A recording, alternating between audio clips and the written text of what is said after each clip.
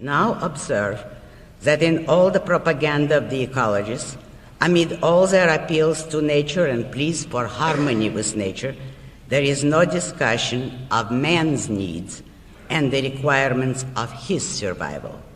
Man is treated as if he were an unnatural phenomenon.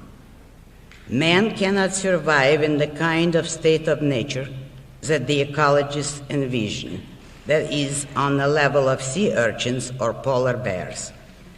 In that sense, man is the weakest of animals. He is born naked and unarmed, without fangs, claws, horns, or instinctual knowledge. Physically, he would fall an easy prey not only to the higher animals, but also to the lowest bacteria. He is the most complex organism and, in a contest of brute force, extremely fragile and vulnerable. His only weapon, his basic means of survival, is his mind.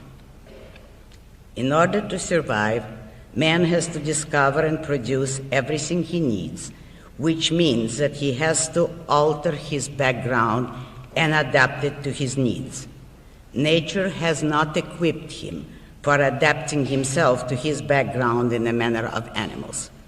From the most primitive cultures to the most advanced civilizations, man has had to manufacture things, and his well-being depends on his success at production.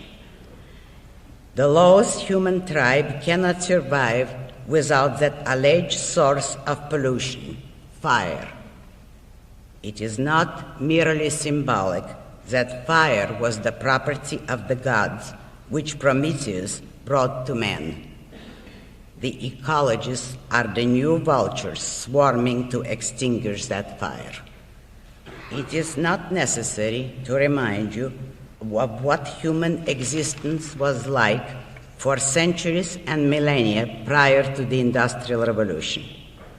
That the ecologists ignore or evade it is so terrible a crime against humanity that it serves as their protection.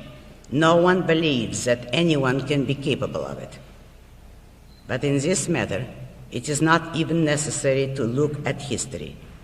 Take a look at the conditions of existence in the undeveloped countries, which means on most of this earth, with the exception of the blessed island, which is Western civilization.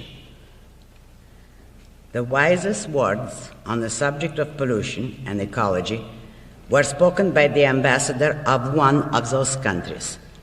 At the United Nations Symposium, Oliver Weerasinghe, ambassador from Ceylon, said, quote, "The 2/3 of mankind who live in developing countries do not share the same concern for the environment as the other 1/3 in more affluent regions. The primary problem for these developing areas is the struggle for the bare necessities of life.